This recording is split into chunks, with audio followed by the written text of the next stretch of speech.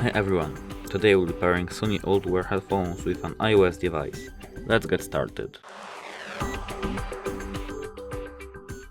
Firstly, we'll have to turn on our headphones with holding down power button. It's right there. As we can see, the light is turned on. Now we have to go to our app.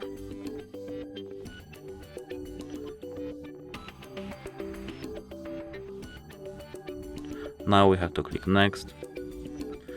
As we can see, our phone found these headphones. We have to click on our headphones and it will automatically pair.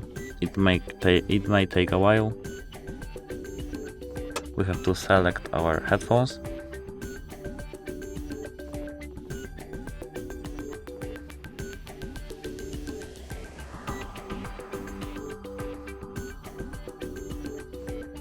As we can see, it's registered now. So after it we have to skip all the tutorials that are there. You don't have to, I will do it later. Okay, later, next, later, okay. Go to dashboard. As you can see, we have our headphones paired. Thank you for watching, like and subscribe, comment. See you in the next video. Goodbye.